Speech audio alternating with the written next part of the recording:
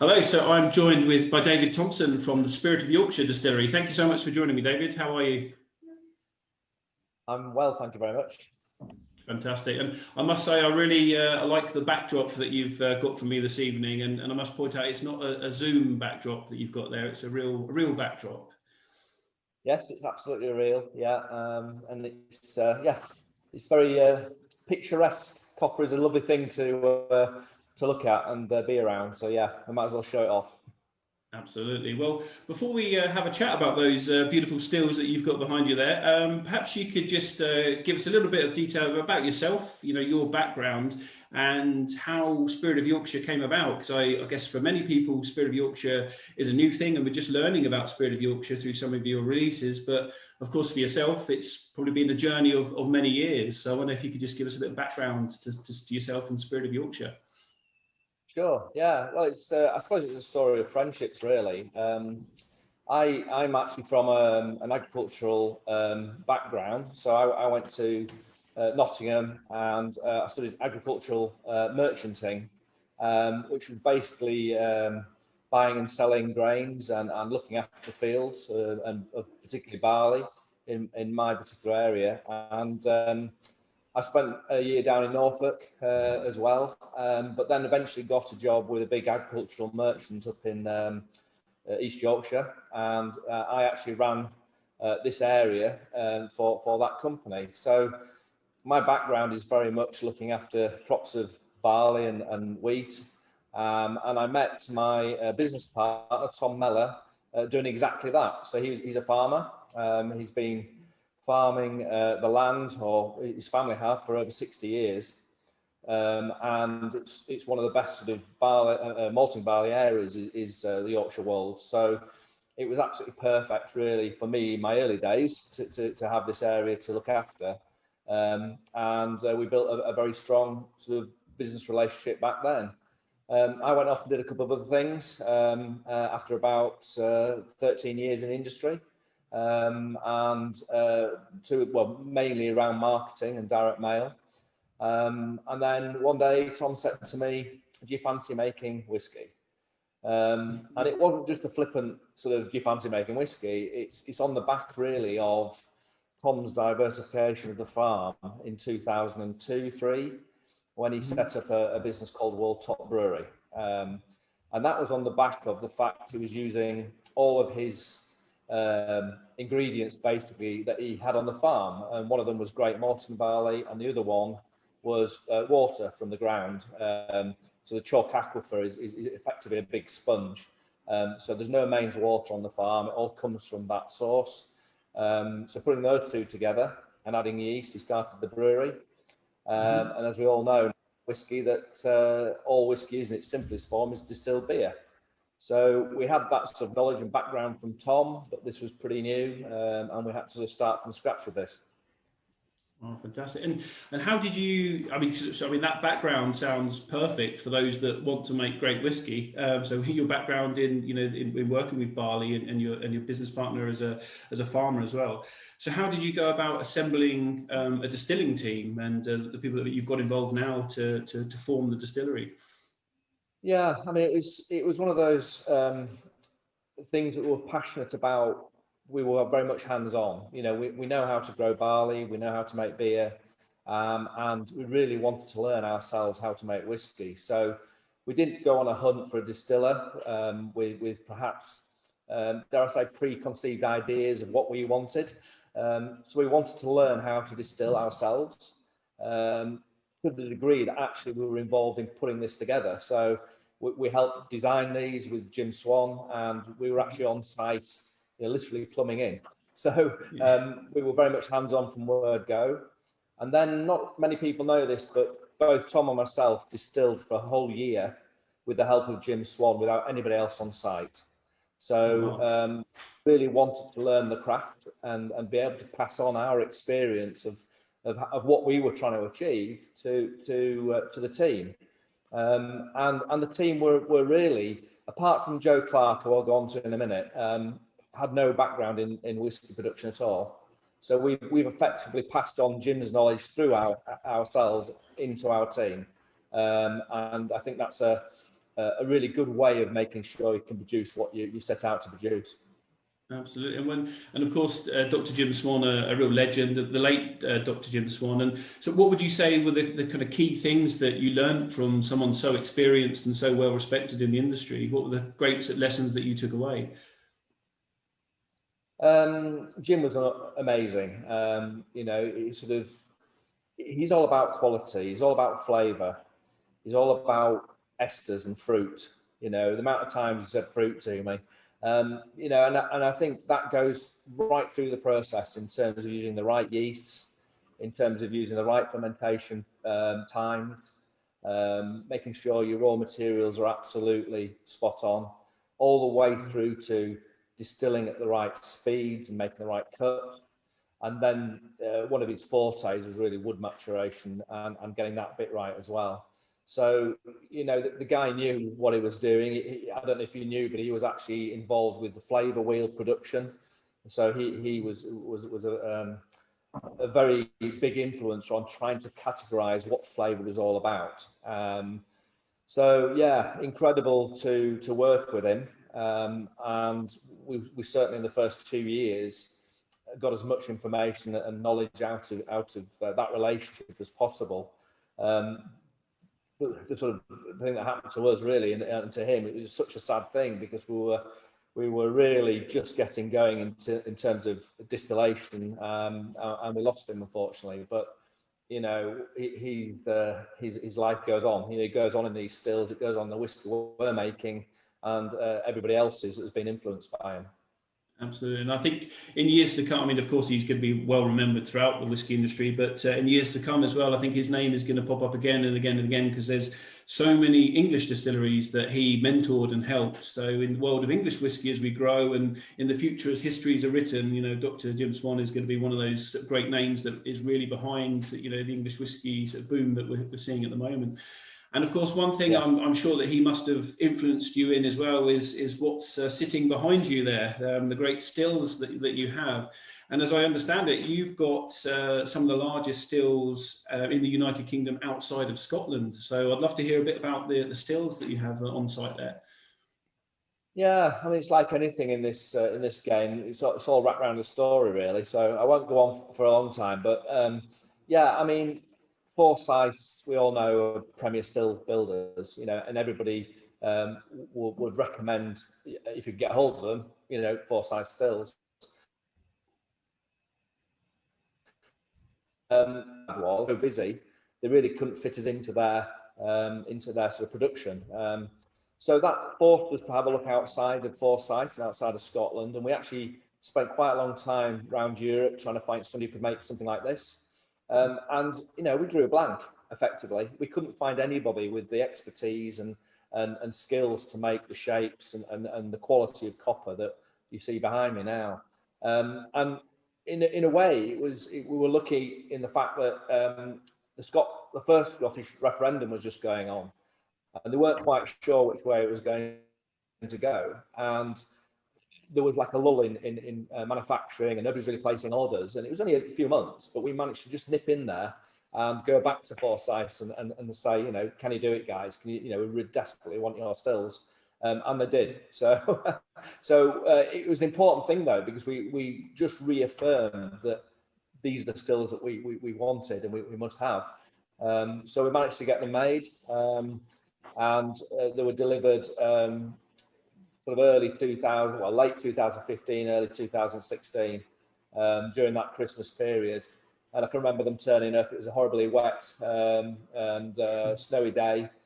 And these amazing things come in bits on the back of a wagon, and you start unwrapping them. It's the best Christmas present we've ever had. Oh, it must have been. And I think, and this is something I've been talking about with other people I've been interviewing, with Billy Abbott a few days ago, and I was chatting to Alistair Sims, the Cooper as well, a fellow Yorkshireman there, and with the stills that you're going to have at Spirit of Yorkshire, in a way you are kind of future-proof in many ways, whereas some of the other craft distilleries, English whiskies at craft distilleries that we're seeing, they've got much smaller stills. In the future, you're going to be well placed to sort of meet a lot of the demand that we're seeing from English whiskey. So it seems that's going to be a great advantage to you guys as you move forward. Yeah, absolutely. And that's one of the things that came from Jim. He said, get the biggest ones you possibly can because you'll need them. Indeed, I think some of his last comments to us were, you'll need 2 more of these the way you're going. And, that was a real sort of feather in our cap. He's really over the moon with the quality of spirit we're making. And he knew that we would go places. And I think to an extent, the whole scene, the whole English whiskey scene is so exciting now that there are some great producers out there doing some really, really good things. And, I think to scale up is the important next step, really. And hopefully, Spirit of Yorkshire is in a place that can do that. Absolutely. And one thing I really like about Spirit of Yorkshire is your field to bottle sort of motto. So if you can talk a little bit about that. So as I understand it, you guys are pretty much in control of every aspect of your production, from having your own barley fields, your own bottling line, of course, all the equipment you've got in the distillery. So, and you mentioned to me earlier before we started recording about your column as well. So if you could give us a little bit of detail in how that you guys there at Spirit of Yorkshire in total control over your processes. Yeah, I mean, like any drink or food stuff, I think traceability and provenance is absolutely fundamental, particularly in the climate we're in moving forward now. People want to know where the products have come from, and it's absolutely fundamental to us that we can trace our liquor back to a field. We know how that crop's been grown. We know what inputs are being into that crop. We know the quality of that crop. And we are in full control of that. And we've grown a crop of rye actually as well. So, that will be in production very soon. So we can have that flexibility. We can choose varieties that suit our farm. We can choose varieties that don't just yield well, but also are, if you like, cutting edge. We've actually got a crop in the ground this year, which I think we're a trial base for. So I don't know if else has that particular variety, and it's actually a winter variety, so it's sown in the winter rather than the spring, like a lot of the varieties are or have been for the last sort of 10 years or so. So that's pretty cutting edge. We're also this year as well trialing direct drilling, and what I mean by that is when you plough soil.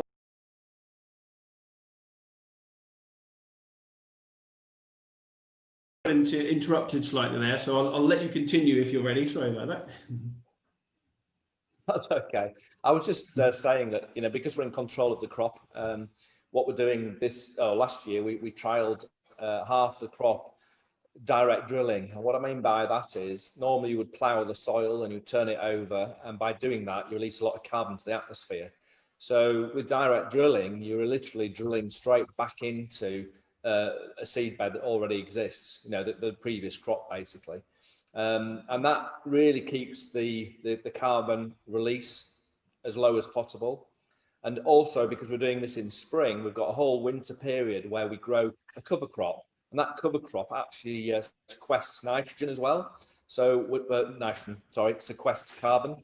So what we're trying to do is get to a point where potentially we could have the first carbon neutral bottle of whiskey, because we're in control of all of those elements of production. And I think there is definitely a disconnect between the crop, how it's grown, and the whiskey. There is a definite disconnect in our industry about that. So we're trying to reconnect that and make sure that that supply of barley is done in the best possible way it can be for environment. Fantastic. I think that's fantastic. I mean, that's something that's quite, I know there are a few distilleries, in Scotland and that are doing similar products like Kilhoman and those kind of guys.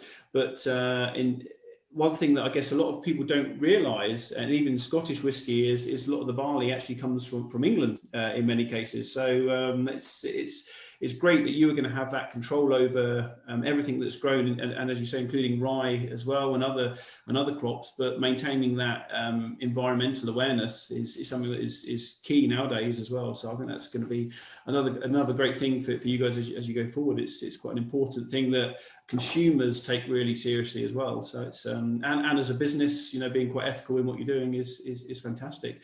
One thing that actually about the company, I noticed on your, and I saw this on the website as well, I think in one of the videos I've seen about the company, you've got a gannet as your logo there, as your kind of as your motto. So what's the reasoning behind that? Where does the gannet bird come from?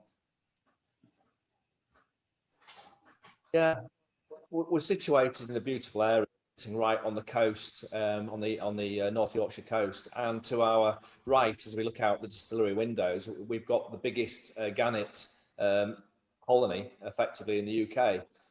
So it's really taking the best of what's around us and putting that into the brand. I mean, the gannet is a wonderful bird, and so that's where the gannet really comes from, is from there.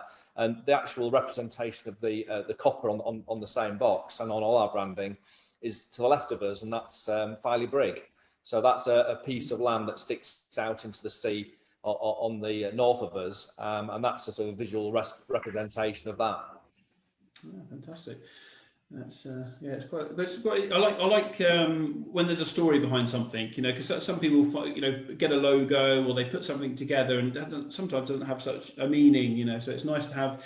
I think that's the whole thing about the distillery story is that it's, as you say, traceability and all those kind of things. But it's you're obviously very proud of the area that you live and work in, where this distillery is, and encompassing all those things about Yorkshire and your staff and everyone that works there, I guess, are very proud to come from the county, God's own county, as they call it. And that was one thing I noticed on your releases as well, which I thought was really great. A lot of English whisky distilleries will put English single malt whisky, fantastic, but you guys go with Yorkshire single malt whisky, which I think was quite nice. Yeah, and I think we're very proud of our area, and you can be too over Yorkshired, if that's a word. Yeah. We don't want, we want to create a brand which is very passionate about the area, but also isn't restricted by the area. So, there's 5.5 million people living in Yorkshire, which is pretty much the same as Scotland. And so, we're very proud people of where we live and where we work. Absolutely, and why not? So, well, one thing that one of your recent releases, which is quite exciting, is the flagship release, which for you guys must be a really big thing, because there are not many English whisky distilleries out there that have got the capacity to produce something that will be a consistent kind of house style and have enough stocks to release that, fairly regularly. So that was something that I really enjoyed. So with the flagship release, what was it that you were trying to, what kind of whiskey were you trying to create, and what would you say in essence is your house style? Yeah, I mean, for us, our journey is trying to produce, 5 or 6 core releases that will always be with us, and the flagship is the first of those, and that sort of comes after the first and second releases, which are effectively the same cask makeup, so 100% bourbon matured whiskey, and what we wanted to really do was strip it bare, not try and overuse the cask or over mature to try and hide youth. We wanted to make that spirit stand on its own 2 feet. So the bourbon is, as you all know, is the lightest sort of style of cask you can get. And we wanted it to be approachable. We wanted it not just to appeal to the whiskey sort of enthusiasts, I suppose. We wanted it to be really something that everybody could enjoy. And that was our main goal. So the makeup, the cask makeup we have is somewhere in the region of 65 to 70% bourbon maturing, and then we do other things with it in terms of the finishes, which we can go on to talk about. But the flagship really is a culmination of the first and second releases, and now it's got to a stage where we can replicate that time and time again. So our flagship will always be with us, and it will always be based around the bourbon expressions. So yeah, we're very pleased with It's ticked a big box for us, and it's a fantastic canvas to build other things around. Absolutely. I tried it. Actually, you guys sent me very nice and sent me a couple of samples to try. And, you know, of two of which I'll try with you in a moment, some of the cask finishes. But I was so eager to try the flagship. And because I think, as I was saying, I think that's an important step for an English whiskey distillery to be able to have a house whiskey or a flagship whiskey. It's a real kind of statement. And I was very impressed with it. And just as you mentioned there, it is very approachable, but it's something it's got enough complexity within it to interest, you know, a regular, more experienced whiskey drinker. The nose on it I thought was beautiful. It's one of those noses I could just sit and, you know, I'd lose my nose in there for a good sort of 20 minutes or so. It's very fresh and inviting, and as that kind of house style, very fruity. But I really loved the finish on that as well. I thought, of course, in the palate it was beautiful, but the finish was a very Moorish finish. It wasn't too long. It was one of those kind of medium sort of finishes, but it calls you back in, and you want it. So it's for me, I thought it was a very, very good house style whiskey, and one that you guys, of course, should be very proud of. And the other two that you sent me that I'm very excited to try. I've got here the Muscatel finish and the STR finish as well. So I don't know if you've got one of those in front of you, if you'd recommend which one we should try first, because I'd love to hear your thoughts on the whiskey and the processes behind them. Yeah. So, I mean, we'll do them in order of actual release, if you like. So that's the Muscatel, that's the bigger version. I think you've only got the small one there, Richard. That's it. Yeah. No, I'm very, very grateful to get these. They're beautiful. So, okay. Yeah, so the story behind finishes, if you like, are exactly what they say on the tin. You know, they are predominantly bourbon casks that come together just like the flagship, but they go through another process of finishing. And the Muscatel is quite an unusual cask. You don't often see it. I think Cavalan did one, and I think again it's an influence from Jim Swan. Yeah. But the Muscat is a very unusual sherry or wine, and we get them from Jerez in Spain. They're grown predominantly on the coast as well. There's quite a sort of a connection there, but they're incredibly sweet. You know, it's incredibly sweet grape and sherry, and it comes through in that finishing process. One thing you've got to be really careful with is not to overfinish, you know, and really it was only in the Muscatel for about 7 to 8 months. So it's really giving it a different level of flavour and complexity, if you like, without masking the base core spirit. So I don't know what you find there, Richard, but there is certainly a lot of summer fruits in there. And, you know, it's sort of a completely lifted level of sort of aromas compared to sort of the flagship. And you know, it complements the flagship. Flagship's very vanilla-y. This is adding the top notes to the vanilla, if you like. Absolutely, yeah. You get that very similar, that kind of house style that I got up on the flagship and some of the other, like the first and second releases that I've tried of yours. You've got that really nice fruitiness there, but as you say, that kind of, that vanilla, but this has got like an orangey sort of honey, very attractive. Get a little bit more of the wood as well. It's quite nice. Sort of spicy wood. Yeah. Very nice. It's sort of creamy. It's like creaminess as well. I think. Very nice. Yeah. It's one that's been, I think, you know, looking at everything we've done, you know, it's one that really stands out because it's different, and it's, you know, it's for the sweeter palate as well. I mean, it is quite a sweet element to it. I like it personally in terms of, I don't particularly like dry elements, but for me, this is absolutely bang on, and it just goes with our base spirit really, really well. It's what's the ABV of that one? It's 46. Yeah, because I think it's just nicely balanced. It's got that punch. It's got a nice warmth to it, but it's in no way overbearing. You get a lot more of the spicier kind of notes that come through on the palate as well. That's really good. It's really nice. Yeah. But I think it's a lot much longer as well. Mm.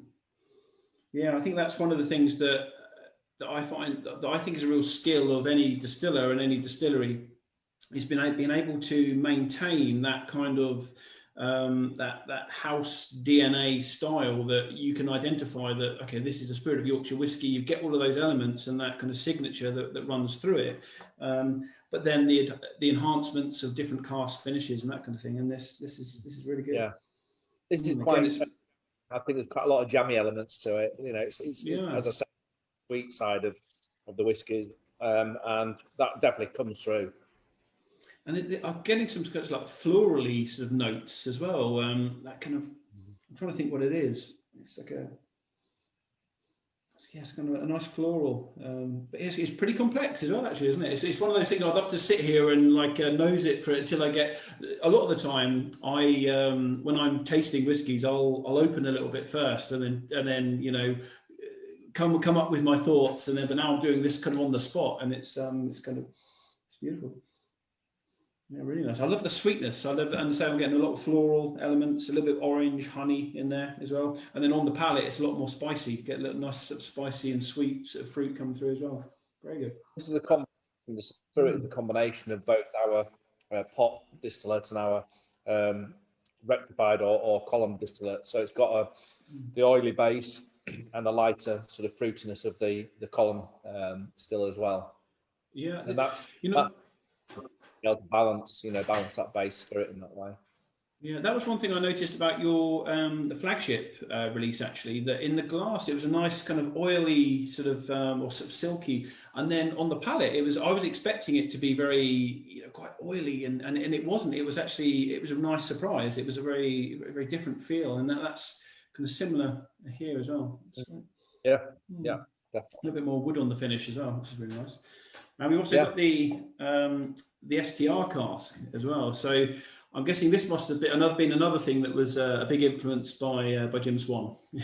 Yeah, it was. I mean, he basically invented the cask. He was trying to find something that was perhaps readily available, but so obviously the STR stands for shaved, toasted and recharged. So it's a rejuvenated sort of cask from the wine industry.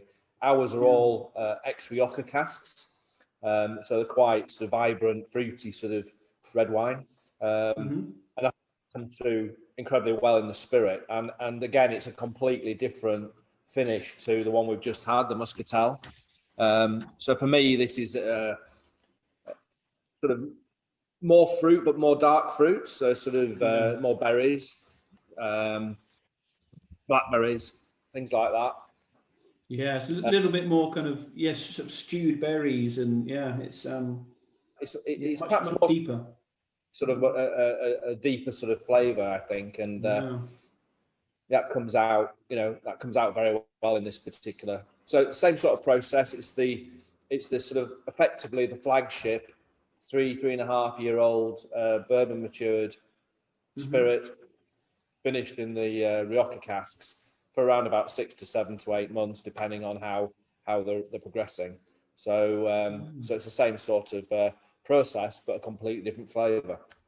Yeah, so instantly, you can see the differences between those two. As I was saying, that much more of a deeper nose, and as you've mentioned, the berries there for sure. But and again, there's a nice creaminess to it as well. So almost like a sort of stewed berries, and I certainly get some creaminess on the top as well, which is. It's also a bit softer. I feel it's a little bit softer on the mouth, and it's sort of we've just seen a massive order come through actually for Poland for this. They absolutely love it. So they've had both, but the STR is absolutely flying in Poland. I don't know why. Yeah, well, I can that they are very different. Yeah, on the there's some similarities on the nose, I'd say, but this goes a little bit deeper, the STR cask. But then it's a very lighter. You get more of the heat and the more the spice. I think the more the spice and the warmth on the Muscatel. Whereas the STR, it's got that. It's a little bit softer. That not initial warmth. Actually, a little bit more of the warmth comes through on the finish. I think it comes a bit more on the finish on this one. Yeah, It's a yeah, little bit of a roller coaster. This one, it's kind of nice, and it's kind of, lures you in, and then it's, little, oh, is it, oh, that's quite interesting, and then the heat comes yeah, back at the end. It's yeah, that's yeah, and that's very nice. they're completely different. I mean, you can't obviously see them on the screen very well, but the influence on the red wine cask is incredible in terms of colour. So all our whiskies are non-coloured and non-chill filtered, and you can really see the influence of that red wine cask coming out. I think, yeah, on the finish, I get those red wine notes coming. Did you say it's Rioja, isn't it? So you Yeah, mentioned, yeah, because sometimes you get a bit of a dryness through, but this is just about right. I think there is a dryness to it, but it's not overly dry. It's just about right, and kind of, again, perfect. That kind of, okay, I want to go back and have a little bit more of that. That's really nice. Yeah, that's the great thing about whiskey, isn't it? It's and I guess you guys are finding this probably more and more as you get releases that are going to market. There might be someone who has the Muscatel and is absolutely raving about it, going bananas, and then someone on these forums will be, no, it's all about the STR cask for me. And then, and I've seen some recent comments about this one, the sherry cask reserve that you've got, which, someone I saw a comment on my Instagram page, and someone said, well, this isn't just my favourite, Spirit of Yorkshire release. This is my favourite sherry cask release I've tried. So it's I love the personal element of. I'm a great believer in.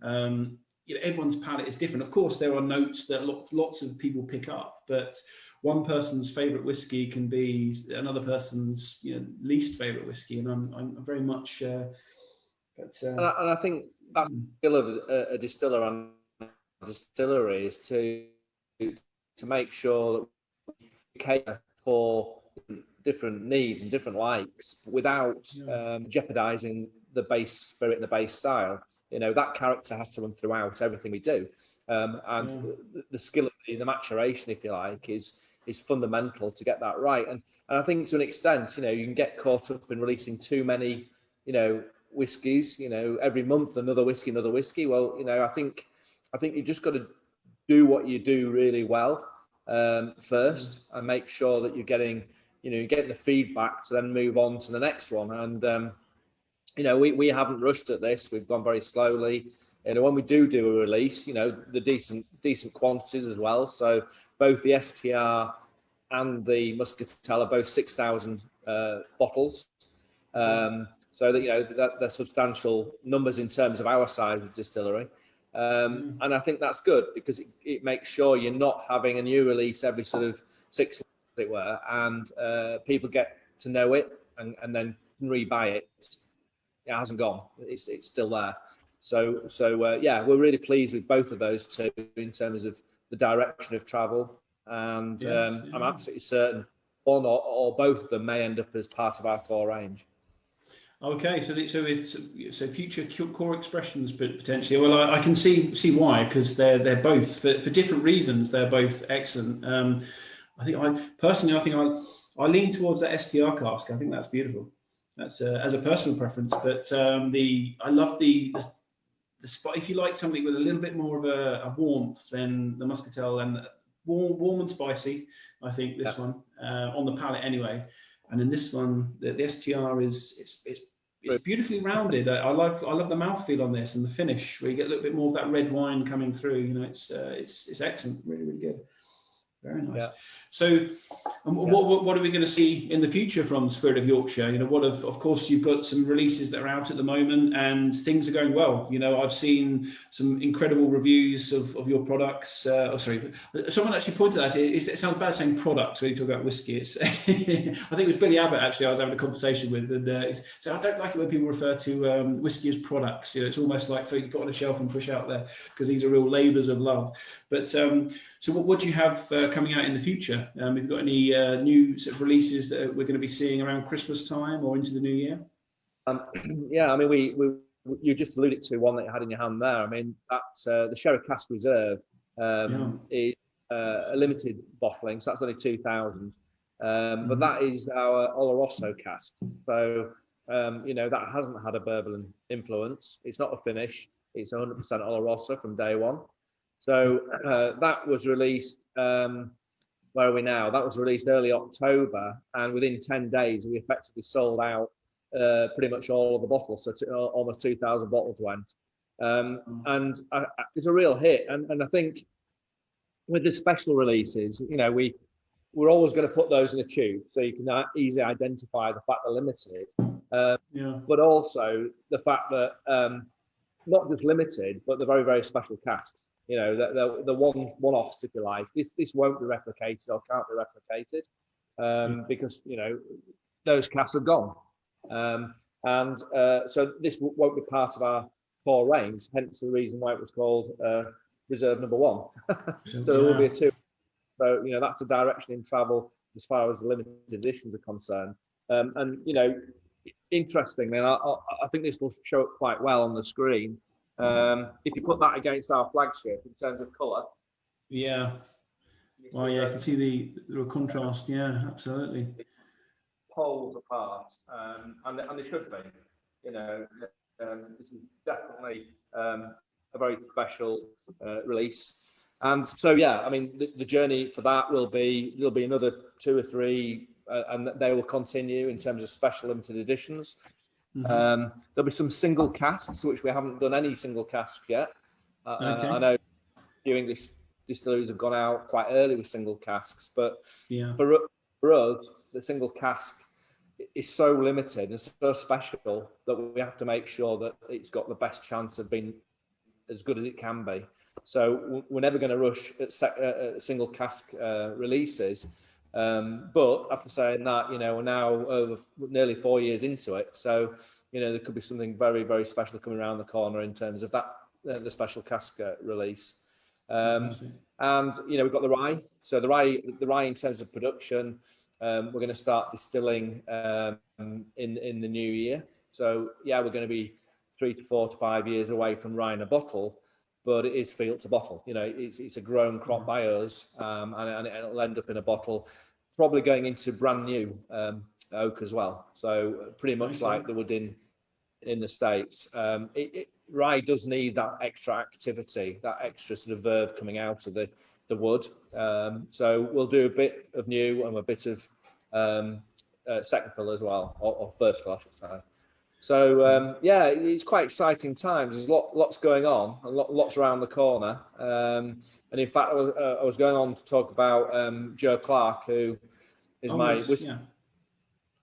He comes from the Whiskey Lounge, which I guess you'll have heard of and know of.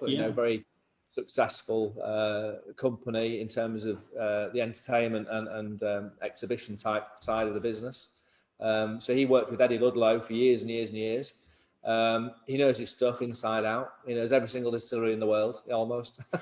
Or he tells me he does. So he's fundamental in making sure that our releases are absolutely top notch. And we work together, both Joe and myself, to make sure that we've always got something very exciting and quality led, basically.